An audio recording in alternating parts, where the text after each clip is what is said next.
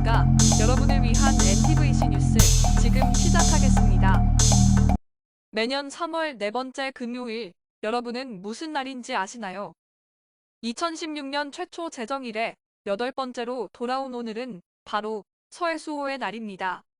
서해수호의 날은 우리 서해바다를 지키기 위해 산화한 장병들을 기리기 위한 국가보훈처가 주관하는 기념일로 제2연평해전, 천안함 피격 사건, 연평도 포격전 등 북한의 서해 도발에 맞서 고귀한 생명을 바친 대한민국의 호국 영웅들의 희생과 헌신을 기억하고 추모하는 날입니다.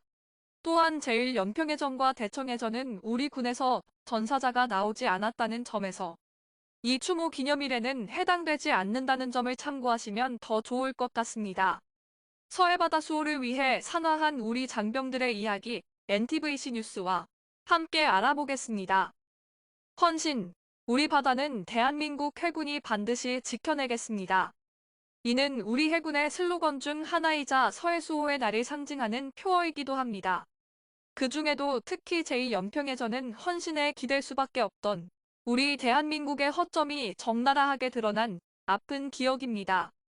제2연평해전은 2002년 6월 29일 서해 연평도 부근에서 북한 경비정의 선제 포격 도발로 일어난 교전입니다.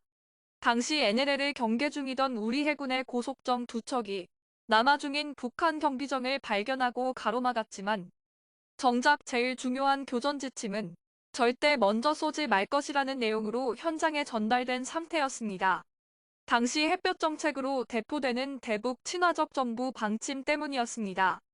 1차 연평해전 당시 우리 해군은 배를 부딪히는 육탄전을 통해 적을 물리친 경험이 있는데 북한 해군은 이를 교훈 삼고 우리 해군이 먼저 공격하지 않는다는 것에 착안해 원하는 거리를 유지했습니다. 결국 우리 해군은 우월한 전력에도 불구하고 정부 지침으로 인해 손 놓고 적에 먼저 당해줘야 했습니다. 결과적으로 우리 해군은 늦은 반격을 통해서나마 적을 격퇴했지만 한 척의 참수리 고속정이 완파되어 침몰했으며 6명의 용사들이 희생됐습니다. 이런 결과는 당시 정부의 순진한 대북관과 전투를 겪고 돌아온 군인에 대한 푸대접 등이 맞물리며 지금까지도 아픈 기억으로 남아있습니다. 뿐만 아닙니다. 2010년 전 세계를 경악시킨 두 사건이 있었는데요. 바로 북한의 천안함 폭침과 연평도 포격 사건입니다. 이 두 사건은 그야말로 변명의 여지가 없을 정도로 노골적인 정전협정 및 국제법 위반이었습니다.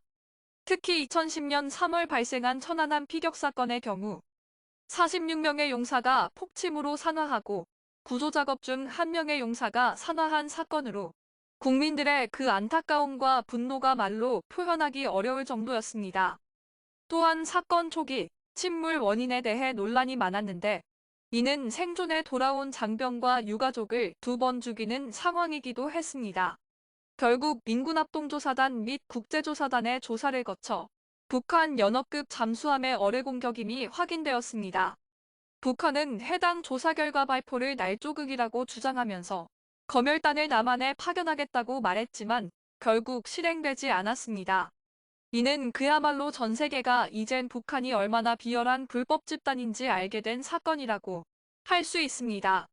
김태영 당시 국방장관은 경계 근무 중이던 우리 함정이 기습받았다는 데 대해 안보태세의 허점을 드러냈다라며 소중한 전우의 희생을 반성하는 의미로 천안함 피격 사건의 3월 26일을 국군 치욕의 날로 지정한다고 밝혔습니다.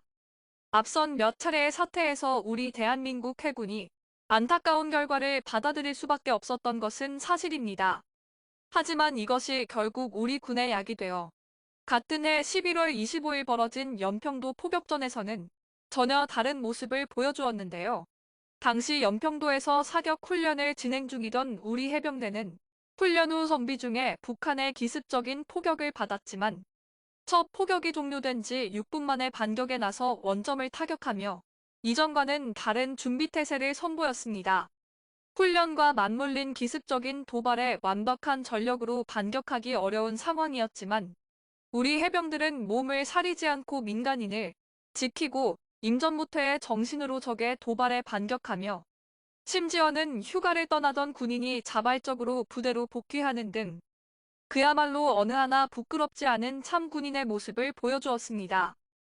연평도 포격은 군사지역뿐 아니라 민간인 거주지역에까지 마구잡이로 떨어졌으며 해병 2명과 함께 민간인 사망자 3명이 발생하는 등 북한이 제대로 된 교전 수칙조차 지키지 않는 테러 집단에 불과하다는 것을 보여주었습니다.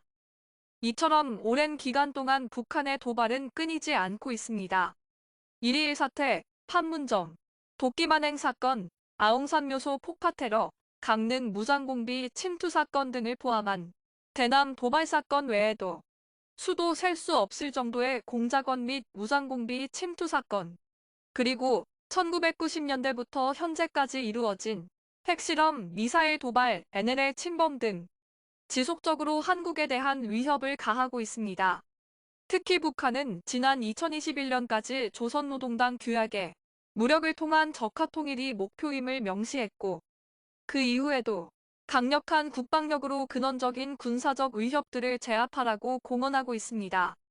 비록 우리 대한민국은 이러한 비상식적인 적대국을 상대하기 위한 우월한 전력을 갖추어가고 있지만 우리 국민들이 마냥 안심해서는 안 되며 아직도 우리는 휴전국이라는 사실을 다시 한번 상기해야 할 것 같습니다.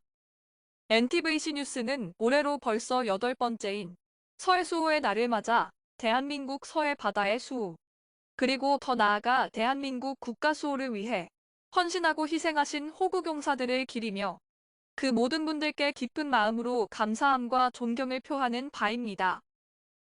지금까지 NTVC 뉴스였습니다. 시청해주셔서 감사합니다.